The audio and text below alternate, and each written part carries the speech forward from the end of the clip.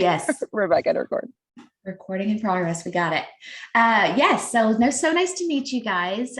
So glad Katrina reached out to me last night. I'm like, yes, I am home. I actually have a day job still. That idea of you've got this brand and it looks so successful, we still got to pay the bills, right? So I got home last night and so thankful that I was able to come and join you guys. I am the founder of Sonara. And we celebrate Indigenous Latin American botanicals. Sonara comes from the Spanish word sanara, which means you will heal. And so really feel like I landed that name when I was able to create the brand. I wanted to create a brand that was bigger than me. Initially, I started out as Beck's Soap Co. as I started with soap making and it's just evolved. And so I'm about 4 years in from the initiation of like doing stuff in my kitchen, playing with ingredients, learning how to make products. And it's been 4 years in the making. And it's starting to feel like a business now. So it's exciting. It's an exciting time. Awesome. And so what year did you start it? You said it was 4 years ago. 4 years ago. So it was at 2018, 2017. Kind of just started with my sister-in-law telling me about soap. So I have psoriasis. And so she was telling me about soap making. Initially, I thought that was crazy. Like, why would I make soap? I can drive down to Walgreens. I'm an efficient person. I can't imagine making soap, waiting 4 weeks to cure for something that would cost me $2 to $3 at the convenience store. So that's where I started. But I was curious, having psoriasis, curious about, maybe I should start paying attention to the ingredients I'm putting on my skin. I grew up in the age of Aquafina and all those ingredients and manufacturing and products that aren't good for your skin, and really wanting to just pay attention to those ingredients. That was about 4 years ago. Amazing. So I guess when you were getting started, what exactly did you do to get started? I think this is sometimes the part of the origin stories from entrepreneurs that we don't hear about, right? Like, where did you go get the ingredients? How did you teach yourself? Yeah, so Google's your friend. Google University is what I say. So I've learned a lot from Google. Initially, it was, starting out, I fell in love with the chemistry process of making soap. You put lye, you put oils, and then I could choose the ingredients that I was putting into my skin. And so started that way, and then learning how to make the process, learning about ingredients. And initially I was using any and all ingredient because, I was just learning. But then as I started looking, like I said, I was making products. I would order from Amazon. I would order my ingredients from, I still get some of my oils from Costco because I can get my coconut oil in a big gallon, and I still make my own soaps. And so, just learning along the way. Google, looking up suppliers online so I can get, I use essential oils. So not using a 1 ounce essential oil, but getting, mass essential oils to scent my products. So I just using all those resources and blogs and Facebook groups and things like that. Awesome. I think sometimes, when you say, oh, I've been in business for 4 years, or sometimes when you're just starting out, you want to succeed like right now, right? And so I think sometimes there's also unrealistic expectations around what the journey looks like. You can sometimes feel behind all these other people around you are succeeding. And as entrepreneurs, you're fighting through that feeling, right? It's hard to stay motivated because you can't help but compare yourself. Of course, you hear all the things about don't do that, but at the same time that you can't help but do that. So I'd love to just get a sense for, year 1, year 2, year 3, year 4, what those highlights were for you, and what does the progress look like? I know you've had some great wins. Yeah. So, like I said, as I was starting, I wanted to test the waters. And so as we all do, I I slapped a label on my name, I think with like Avery labels, you know, and with jars that I could buy at Walmart, the glass canning jars. That's how I started. My first name was Beck Soap Co. Like I said, I slapped a name. It was so uncreative. I was in the learning ingredients and learning how to make product stage at that point. And so fell in love with the process. I did pretty well at some markets. Some markets I didn't do well, like farmers markets. Some I did great, but my passion just grew for it. I knew I wanted to do that. And so then I started looking at the business side of it. Now, would I recommend that initially? Let me tell you, all you beauty brands out there, as we already know, it's saturated. And had I known that before or even thought that way, I probably would have done it anyway because I believe in it so much. But just so you know, you have to differentiate yourself. So I was looking at the beauty landscape, so many beauty brands. And this is when, I don't know if you guys heard of Indie Beauty Expo. This is when the big indie beauty brands were blowing up. And so I felt like it was right timing in that part. But then I started just looking around and I saw, as a Latina, no one was speaking to me.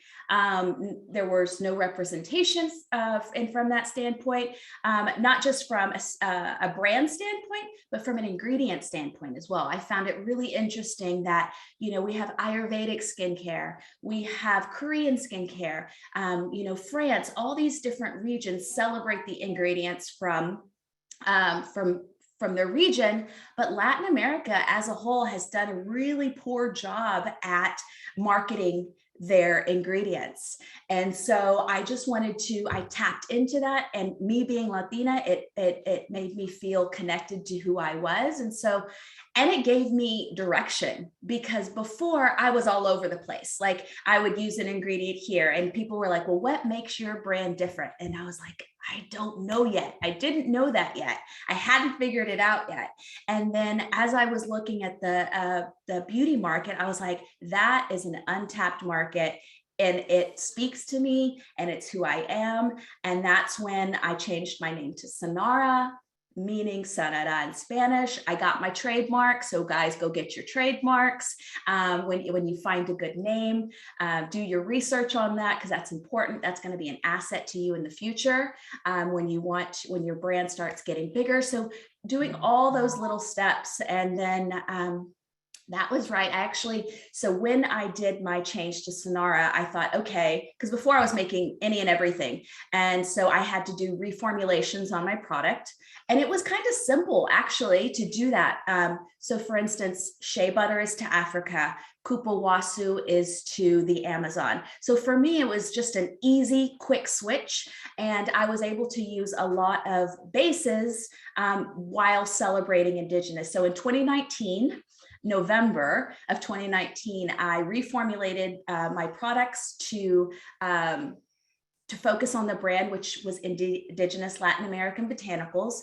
And then COVID hit in March 2020.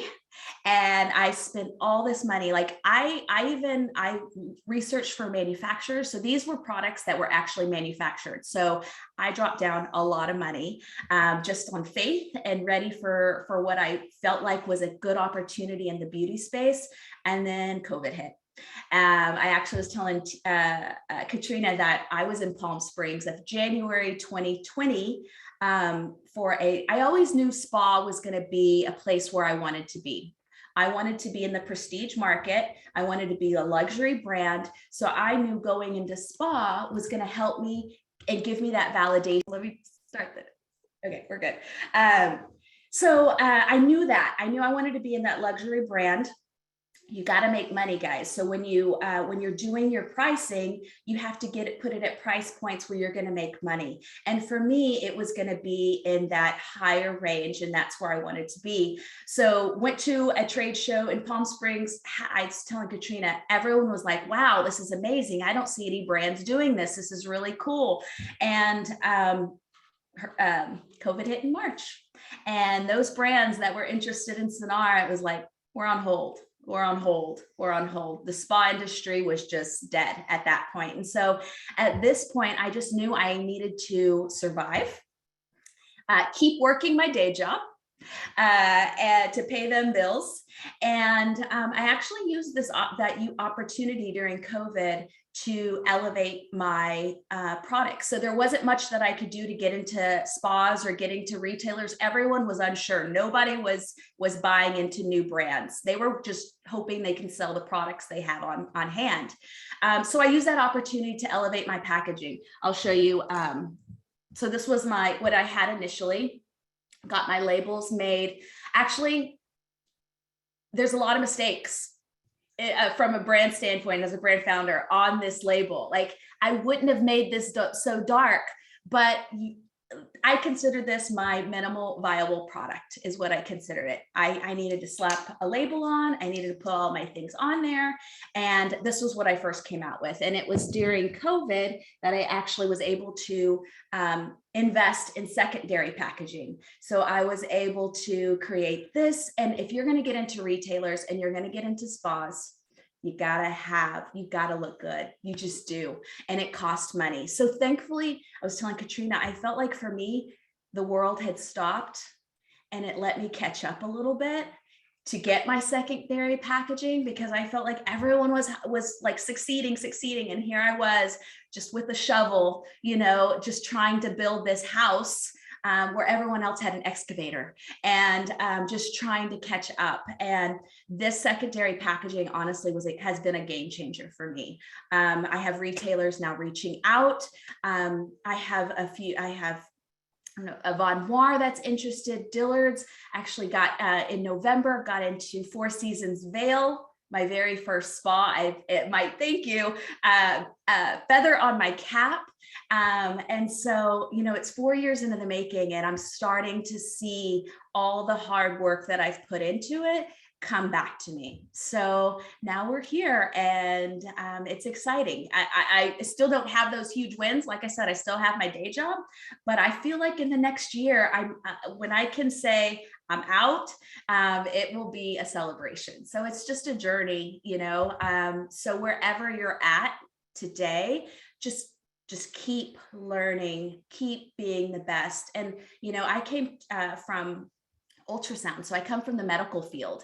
I am not an entrepreneur. I have no idea how to do this. I've made a lot of mistakes, but I've just kept learning and kept going because I believe in it so much. So that was a lot. Sorry. Yeah. Well, and entrepreneurs, it's not that we know what we're doing. I think the point is that we're trying.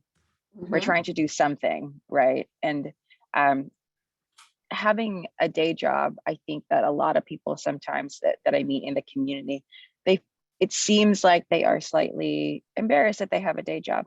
There's absolutely no reason for you to be embarrassed. You are feeding yourself, you're taking care of yourself while you're also trying something. You're doing too many things at the same time. There's nothing wrong with juggling all the things that you're trying to do so that you're working on your dreams, right? Yeah. So I just want to say that out loud because I see that sometimes with really early stage brands. So I guess, Rebecca, how do you balance having a full-time job and trying to make progress on this? Yeah. So absolutely being about embarrassed. And that's something I've had to deal with because you see these brands and, they get to do this, they get to do that. And I'm like, Katrina, like she's asked me, and I'm like, I'm in Dallas. I can't go. I can't be there. I've got my day job. And, there is that embarrassment, but you know what? This is the life of an entrepreneur. And to be fair, a lot of minority entrepreneurs, like we don't have that trust fund that someone else might have. And so it is what it is. I've been able to get over that. And yes, someone asked, does my job still know that, or do they know that I'm working on Sonara? They do. I've been there for about 10 years now. And so I kind of at this point know they need me more than I need them. And so I constantly tell my boss, you got one more year out of me and I'm out. Like I've been working on Sonara for 4 years and use me up as much as you can. But yeah, it's just knowing that you have to do what you have to do. And how do I balance it? Working my evenings, working my weekends. You know, Espen, we haven't had a real vacation. We haven't been able to afford a real vacation in a long time because all our money has been put into Sonara. You know, I have my friends, they're like a week, 2 weeks in Europe. I've not ever been able to do that because that Europe money is going into Sonara. So there's a lot of sacrifices that you have to make in order to get where you want to be. You do have a pretty great pool at your house, though. I do, and I got bills to pay.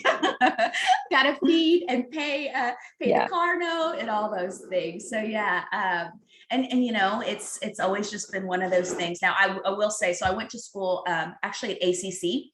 I went to school for ultrasound. It was a means to an end for me because I needed to start making money. It's a 2-year degree. I'm like, okay, 2-year degree. I start making this much money at the end. And then from there, I went to work for the manufacturer. So now I work for Samsung. So I help sell the equipment. And so that was actually, so it gives me flexibility. So I travel for work. And unless if I'm not customer facing, then I'm at home. So that has given me flexibility as well. And honestly, COVID helped out so much because where I was customer facing, the world shut down and they kept us at home. So I was able to, and not everyone can do this, leverage keeping my paycheck and staying at home. So that was a blessing in disguise for me when all that happened. Yeah, I just want to get a show of hands here. Who here also has a day job? Amazing. Good for you. Yeah. Good for you guys. You know, we don't have to hide that here. Okay. So I just want to say that out loud so we can cut the shit.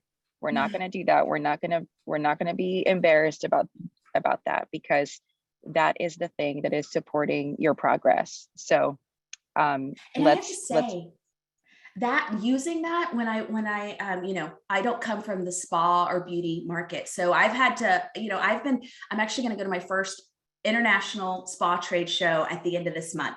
And, but I have been, in the spa industry, like just meeting people, networking, trying to find who can I find people that will help me.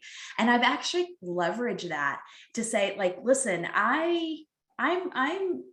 what kind of deal can you give me? Because I still have my day job and I'm completely self-funded. You know, a lot of these people forget that, you know, they want you to spend $9,000 on a trade show. And you're like, where am I going to get $9,000?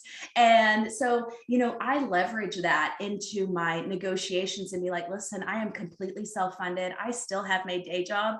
And it's really worked in my favor just to be open and honest about that. And honestly, people like that. They respect that, I have to say, to know that you're still hustling and working, but you're still working on your dream at the same time.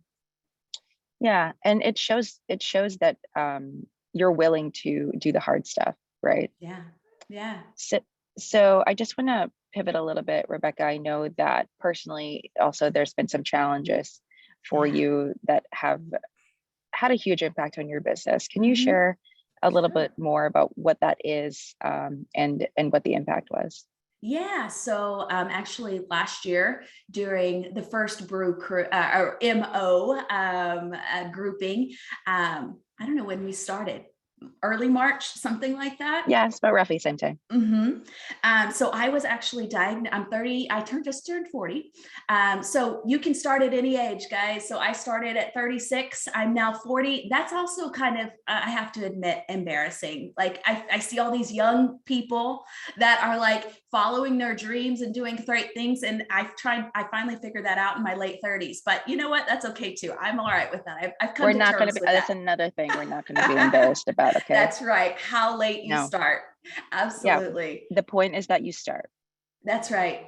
So going back to personal life last year, I was actually diagnosed with breast cancer last year, very early stage. So when I say I am so thankful that I was caught it early, I am. got breast cancer March 17th was actually the day I was diagnosed. I told Katrina, I'm like, I don't know what it's going to look like as far as being able to attend things, but I just want to let you know this is what's going on in my life. We all forget we have a personal life, you know, and things get in the way. And so went through that. I had a bilateral mastectomy with reconstruction in May. I didn't have to do chemo. I didn't have to do radiation. So those I feel like was such a blessing. In regard to that, I actually felt empowered because I first was feeling a lump, and that's why I went to go see the doctor. And so when they did my mammo and ultrasound, it indicated benign findings. Thankfully, I come from the field of ultrasound and I know how that works. And so I was like, cool, I get it. It looks benign. It looked benign to me too. I know what these images look like. I said, but can't we just do a biopsy? Because you know what? This is feeling weird. I just got to know for sure. And you're not going to know for sure until you get a biopsy. You know, they can tell you it looks benign, but there's nothing imaging is not perfect. And I knew that. And so she's like, sure, we'll do a biopsy. And she said, but I suspect this will be benign. I'm like, cool, I hope it is. And after that, I wasn't worried anymore. The next day I get the call, it was breast cancer, but I caught it at stage 0. Like, that's why it didn't show up on ultrasound or mammo. I felt this thing. I listened to my intuition to keep pushing the doctor, get the results and the answer that I needed, and move forward. So last year was a really tough year. On top of that, my husband lost his job. He told his employer that he needed to take some time off and help take care of me, and they fired him. So last year was a really, really tough year for us. He's now gainfully employed. Yay, we're happy about that. I'm on the other side. I had my last surgery in December, and now here I am. And I also wanted to see, how can I bring this into my story? Because it is my story with Sonara. And for me, with bringing in the Latin American botanicals, Sonara, and creating this is all about connection and your body connection and feeling empowered to follow your intuition. And so I've been able to leverage that because people want a story. That is the biggest thing that I've learned, because in marketing's been my huge thing, that my Achilles heel. I don't come from marketing, so I didn't know where to come from or what, but people want a story. And they want to root for the underdog. And so all those sort of things, whatever you feel like might be insignificant in your life, but if it's something that you can bring into your brand and bring into your story, you'll be able to leverage that. And that's honestly what makes successful brands, is when you can make people feel connected to you. And so, yeah, went through that last year. We're on the other side. And, you know, that was actually when I used that opportunity to help build community within my Instagram followers and anyone that was following me, to build trust, to let them know what I was going through. So I would get on my Instagram and I would tell them how I was feeling. I would let them know. I didn't always do that. And I kind of go through phases in doing that, but helping build that trust with my community and letting them know what I was going through has really helped my brand. Yeah. Can you share some specific examples on the kind of the kind of success or the kind of positive outcomes from sharing your story? I think sometimes entrepreneurs are, it's intimidating to be that open, right? Because you really can be the face of your brand if that's something that will work for your brand or, is aligned with your strategy. But sometimes it's not easy to be as open, particularly if the journey's hard, right? And you don't necessarily, there's how much transparency are you giving? So I'd love for you to share what kind of positive outcomes came from that. Yeah, it actually, so I don't know how you guys, and one of the things why I I took my name out of my brand is because I didn't want to be the face of my brand. Like I'm an introvert to a big degree, and didn't want to, I always said, I don't want to be a Kendra Scott. Like I don't want to, but guess what, you guys, I'm just telling you now, when you got money, lots of money, you don't have to be the face of your brand. But when you don't got much money, you got to be the face of your brand, because that's how you connect people in a, in a way that you can do it without a lot of dollars. And so if you've got the money to market in a different way, go for it. I wish I would have been able to do that, because like I said, I wanted to be a little more private, but just putting myself out there by little things, it helped me open up to people. It helped me talk to people, because Katrina said, I'll be your conversation Sherpa, because sometimes I'm like, I don't know what I'm going to talk about. It's that introvert fear of like, I don't know what I'm not good with small talk, but you have to put your face out there. That's the biggest thing I have to say. So what are some wins when I put myself out there? Was actually, I had been speaking to a spa director. He actually was a spa director in San Antonio at a Marriott. I forget what the spa was at this point, but he was a spa director. COVID hit. I'd been in contact with him. He saw me from the beginning, like when I had lab samples. I didn't even have my packaging. So he saw me at the very beginning. But when I was telling him what I was wanting to do with Latin American botanicals, he thought it was interesting. And so it was right before I knew I was going to have my big surgery, bilateral mastectomy. And last year I said, you know what? I'm kind of putting Sonara on hold right now to a degree. I'm going to keep putting myself out there. But as far as like investing any money and doing anything more, I got nothing. I wasn't going to put that pressure on myself. I was going to focus on me last year, and I did. But focusing on me also meant talking to my community and getting support from them, because actually it's been a lot of support that I've gotten from them. So I reach out to Zach, he's the spa director, and I'm like, hey, I'm about to, because he had been following my story about my breast cancer diagnosis. Instagram's been a great place for him and I to build that relationship, because it's all about relationships, guys. I'll tell you that now. So you can't be shy. You got to go out there and build those relationships. So, he had known I was just diagnosed. I was about to go through my surgery. I knew I wasn't going to focus on Sonara. So right before I said, hey, just to let you know, I'm about to go on medical leave, but I'm really interested. I know that you are now, he actually moved to Four Seasons Vail. So he moved up to Vail. He became the spa director at Four Seasons. And he was like, hey, I actually have been wanting to contact you, and I just got a new job. I'm up here in Four Seasons Vail, and I want to bring you on. And I'm like, what? Now, so that was in May. I didn't actually get into Four Seasons Vail till November. So, a timeline, me and this guy had been following each other for about 2 years prior. And then COVID hit. So I would say it took me about 3 years to land my first spa.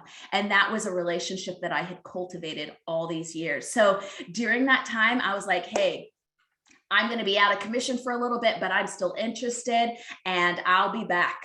So don't forget me. And then thankfully, timing just worked out. Let me tell you, luck favors the prepared. That is something that I've learned, and it's true. When you are preparing yourself and you're getting all these things, luck just starts coming more and more. People want to meet you. People want to come do these things. And that is how I got my first spa, was just remaining in a relationship with the spa director for about 2 or 3 years. And he said it. So we went in and did some training in November, and he said, I've been following Rebecca since the very beginning, and she's only gotten better and better. And so where I was afraid and embarrassed of my labels and products, and, something's not quite perfect to somebody else, if somebody might be watching you and see you get better and better and better. So that was my big win for last year, despite my personal issues that I went to. And you know what, that capped off my year after what we had just gone through. And then now we're in April, and a lot more things are coming up in more frequency, because Four Seasons and this guy was all I had for about 2 or 3 years. And, I'd send out product and they're not interested. A lot of no's. You get a lot of no's, but you know what? You just need that one yes. And he was my one yes. And from there, that's given me validation, and that's given me other brand owners like, okay, if she can handle Four Seasons Vail, then she can handle other things as well. As you can see, Rebecca is very passionate. It's very difficult to even comprehend that she's an introvert. I know. Well, once I start talking about Sonara, I can't stop. So sorry. Yeah. Well, I just you know, I want to leave lots of time for folks to open up with questions. So I just want, the last thing I want to ask you is what advice would you give this group in the program? What helped you succeed last year? What helped me succeed last year? I think the biggest advice is you start where you start. You just got to start.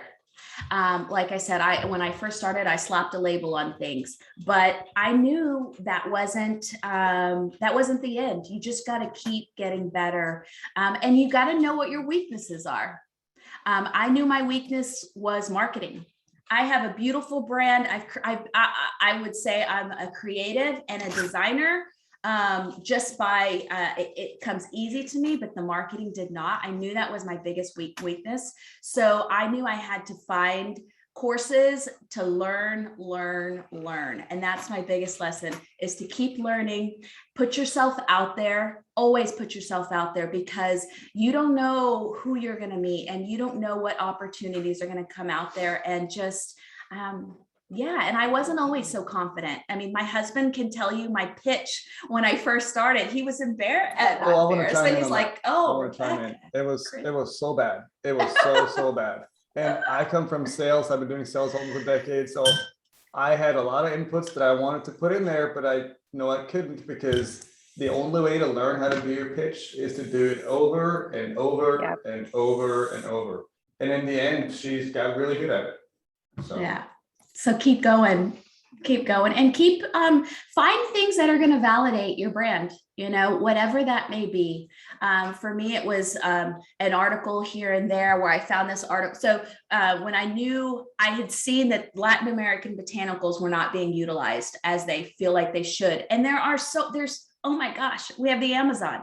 And so as I was doing my Google searches, because as you have to pitch to different people, you got your investor if you want, you got your spa owner, you've got your direct to consumer, you got to pitch in different ways. And so finding that validation in an article, finding that validation and setting yourself apart is so important. So I think that's a question you have to ask yourself. How am I really going to set myself apart? Because let me tell you, beauty is brutal.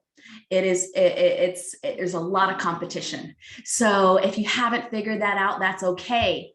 Just keep looking for what's going to make you different. Thank you, Rebecca.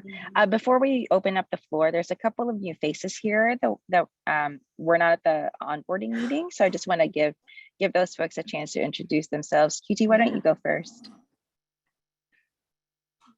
Who are you, your brand, and then what are your goals for the year and the obstacles that you're facing? Again, my name is QT, and I started QT Cook Shop back in May of last year. And I remember jumping on board when I think Michelle introduced me to Katrina. And I jumped on and I saw she had a meeting. So I drove down to Austin and went to that Tap Brewing. And I remember talking to Rebecca and your husband, and everyone was so inspiring. And I feel so little because I just started it. Feeling. Yeah, so I launched because I launched QT Cook Shop. It's a series of Vietnamese/Asian salad dressing. It's a soy vinaigrette, and then soy sesame, soy ginger. And I, at that meeting, was the one that I met Cheryl, who started Tasties. And that was a good meeting and then I applied. And so I got into her shelf coming September. So congratulations. Thanks for that meeting. And so I've been working on it ever since. I've been going to farmers market and online, and again through LinkedIn, and like you said, networking and stuff. And I'm shy and kind of get intimidated meeting people.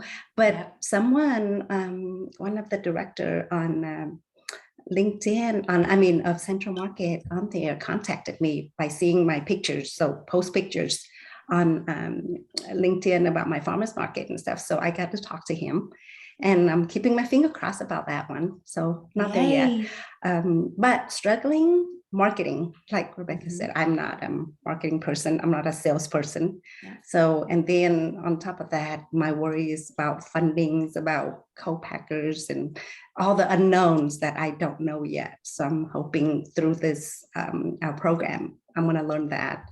And I don't know how to get connected with the co-manufacturer or you call co-packer, co-manufacturer, and how to get there and what the minimum is. And because right now I'm using my manufacturer license and commercial kitchen to do that. It used to be just like your husband said, my house smelled like soy sauce and vinegars and, all type. But now I'm moving into that because going retail, I have to find a commercial kitchen and manufacture and do it myself until I get to a volume where I can get into the manufacturer, co-manufacture. Yeah. So that's where I'm at. And, hopefully through the cohort, I can learn a lot and put it to better use. Awesome. We will cover that in a few weeks. We'll actually talk to some folks that can help guide when you make that jump to help you assess financially, and also it's a big risk, right? And then we'll also introduce you to some co-mans. Okay, thank you so much. Yeah. And Trish, I don't think you were at the onboarding either, right? Let's give you some time to introduce yourself. Hi, I'm sorry I had to miss that. I was out of the country. My name is Trisha Leslie, and I own Yellow Botanicals, a CBDA esthetician grade skincare line. Awesome. Yeah, so during COVID, I had an office in Westlake in Austin and had to close because I was being an esthetician was probably one of the worst jobs in the beginning of COVID. I know, I feel ya. So I decided to go back to school and get my diploma in organic skincare formulation. Awesome. Through Formula Botanica, because I needed something to do or I would have gone insane. Yeah. So I started it from scratch and just started. I've been an esthetician since 2005. So I've been like every ingredient class possible. I've always been obsessed with that. So I was able to kind of get some labs that only sell to really big companies to convince them to sell to my apartment. Yeah. And then just sort of I don't know, I've done everything from scratch. My website, I make everything myself. Yeah. I use it on my clients. I started doing facials out of the house. Yeah. I was just about to open my first brick and mortar, and it didn't work out. So now I'm back to the drawing board. I have a lot of hairdresser friends because I've worked in hair salons. So I'm sort of pivoting, and I just signed up for my next course. I'm getting my diploma in hair care formulation now. And I have one product that I've been working on for 15 years with my hairdresser, who she's like, finally you got it. I love it. So yeah. Congrats. Thanks. I've got all these things in the fire, and my friend Sarab is a client, and he connected me with you guys, and he's just like, I do not want to have the same conversation a year from now about how awesome your products are and how nobody knows about it. Yeah, absolutely. Well, thanks for being here. Sorry, y'all. When I started this call, Espen just brought up something really, just going back to Trish, comparing B2B and direct to consumer, the least path of resistance that I found for me is B2B. FYI, because you're going to spend so much money on marketing and things like that, and it's saturated. So for me, just think about that when you start creating your products, and doing it small batch is the best way to do. I have some products that I have manufactured, and then I have some, when I want to launch a new product and I can't afford to drop down 20 grand on, some new product, I'll just small batch it. And that's the best way to do it. Get people interested and just sample your products. That's how I started. I was giving people samples, and they're like, how do I buy it? I'm like, I haven't even started yet. Yay, that's a good start. talking about your boxes, I almost started crying. I'm like, that's my next thing. I need boxes so bad. Well, let me tell you what I Like did. little cards that I put around, and I'm like, this is not okay. I know. I'm doing Well, I'm happy to help you with that because I've done my boxes as well. And so like my body, here's my body oil, and people are like, oh my God, that looks so pretty. Let me tell you guys, I created this on Canva because I'm not a designer. So I just like to put a little box. Have you ever used Canva? So I put it out there and I said, I want it to look like this. Now do it. Because I have the eye, I just don't have the skill. So, you know, get scrappy, do whatever you need to do. Designed it on Canva, hired someone on Fiverr, and I said, do that. And that's how you're going to be able to, because what you could pay for a designer. But if you can design it yourself, that's going to save you some cash. Yeah, everywhere I've looked, boxes are like $5. And I'm like, that cuts into my bottom line like so insane. 30 cents. Oh my God. Yeah. Okay. And it has foil. It has foil in there too. So I do Alibaba. I don't know if you've ever gotten on that. Don't be afraid to work with those people. So yeah, and I gave them the design from somebody I had hired on Fiverr, and they come out with some good quality products. So don't be afraid to use them. Of course, you want to vet them out because it's you're putting down money, but I'd be happy to share my resources as well that people, manufacturers that I've trusted from China, Alibaba, and used. Thank you so much. I'll get everyone connected to Rebecca here. So I know we have about 12 minutes left, and sorry if you're having a hard time seeing me. When I started this call, the sun hadn't risen yet, and now it's really trying to set my hair on fire here. Okay, so let's open up the floor with questions. Who wants to go first? If you don't volunteer, I'll just start calling on folks. So she will. Okay, yeah, I will. Yep, Brittany, let's go with you first. Do you have any questions for Rebecca? I mean, I asked a question earlier about like your job and you know, managing that. I guess I saw you talking on the I figured you were doing your job on the side as well earlier. Yeah, no, I'm not doing a job. I'm actually thinking about going back to work. So I stopped working. Like, long story short, didn't have, it sounds like the relationship you have with your job where it was sort of peaches and cream to be able to keep doing both. It kind of blew up in my it worked out face. Luck. For me. So like now I'm kind of in this situation where I feel like I'm thinking about going back to work full time. Yeah. And there's just so many other things on this end that may work out so that I don't, but then they might not. So I'm in this sort of weird limbo for the moment. So yeah, I was just kind of wanting to know more about your journey with that and with balancing it, as if, you know, if I do end up going back to work, like if you have any tips that, you know, because I felt like I was honestly kind of miserable, like knowing that like I don't want to be doing this full-time job really, like it is a means to an end, and I'm like over it most like, oh girl, I come home to like, I got home, you can ask my husband, I loathe it. My job sucks my soul, you know? And that is why I knew 4 years, it sucked my soul 4 years ago, 10 years ago when I started it. But that's why I created Sonara, because I knew I can't do this the rest of my life.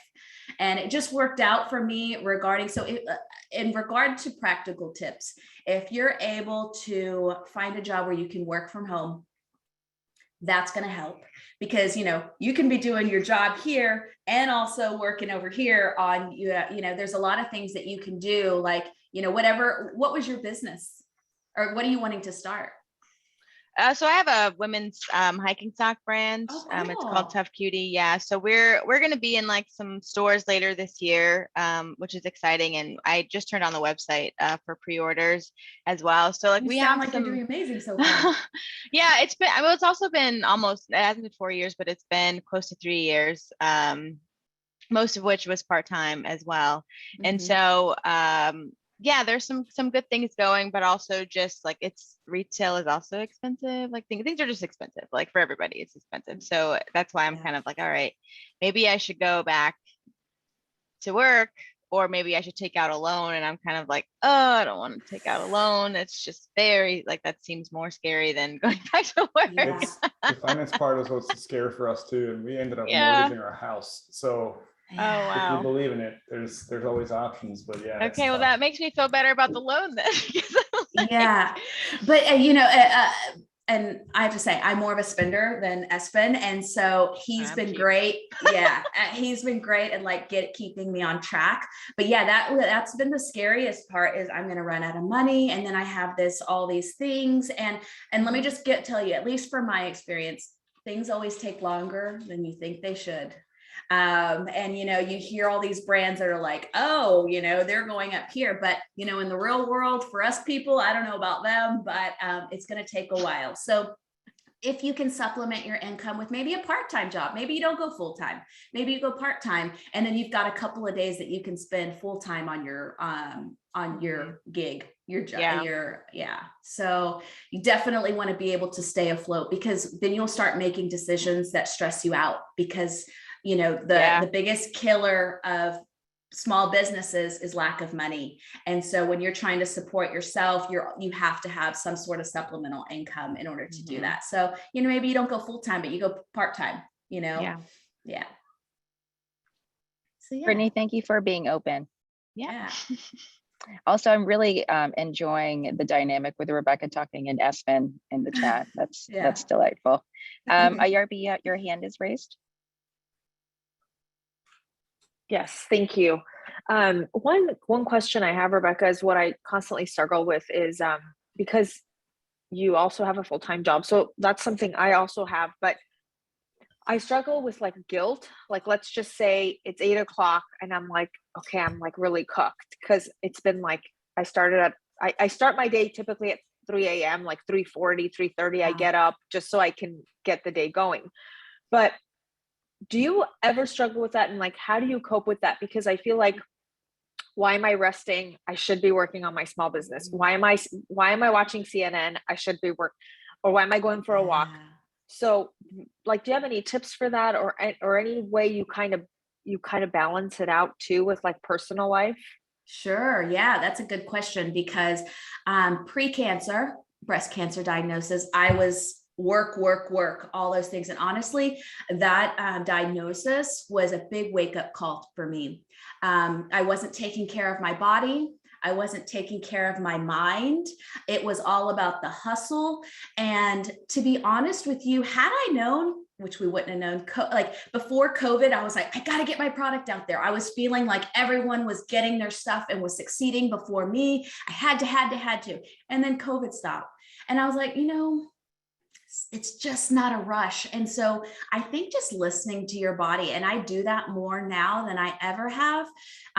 One of the things, Espen, we were talking about this last night. He was like, yeah, before, like, it was always like, I'm overwhelmed. I've got so much to do. I've got my day job that I have to do. I've got a laundry list for Sonara. And now I've prioritized what's urgent for today. So like for today, I have to get some codes out. I have to get my marketing up, get my my planner out. And so I do what's due today.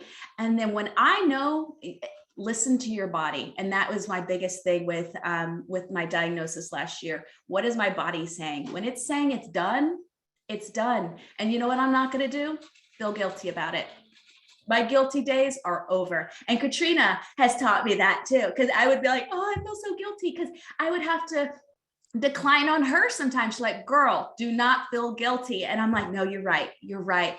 And it's easier said than done. But if you just gotta be kind to yourself. And when you're tired, and girl, you're a hard worker. You're getting up at 3 a.m.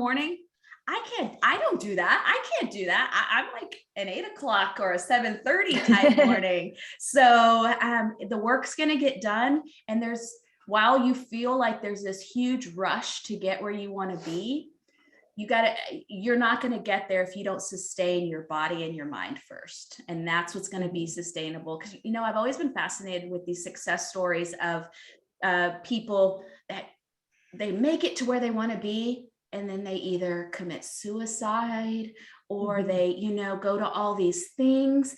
And it's because they didn't take care of their mind first. And I don't know about you, but I want to get to where I want to be, and I want to be happy when I'm there, Mhm. And so it's just being kind to yourself, being graceful, knowing you're doing the best you can. I hope that helps. Thank you. Yeah, great. Katrina, I have a quick thing Yeah. to say on this topic, if I may. Yeah. Hi, Go ahead. everybody. Hi. So with this, with regards to feeling guilty, one thing I've felt the same way. One thing I try to do is block out what the rest of the world is doing. The pressure to be successful is immensely high. The marketing campaigns that other people run, bigger brands run, people with money, Yep. we don't know how they're doing. They go out there, they raise a ton of money, they hire 50 people to do all the job that us as small founders, we're doing 7 different things at the same time. So it's a constant reminder, and I'm not the best at it, but it's an everyday, little by little. You kind of have to teach yourself that, hey, yes, there's this brand going in nationwide in Target and or in Costco, whatever it is. But I tell myself, I'm building something meaningful. I'm building something that's organic. I'm building something that is in the long run, and it needs to be sustainable for you and for what you're doing out there. So just don't get impacted by who's doing what. I think that's where the root cause of that guilt is, at least to me. That's how I felt. So just wanted to share that. Yeah. Thank you for that. I think that there is a reason why we have this conversation format, because we want to make these stories visible. That's why we go into the personal in these conversations, because you don't know those people's stories, right? You don't know what their day looks like or what it's taken to get there and how many people they have or whether they've raised funding.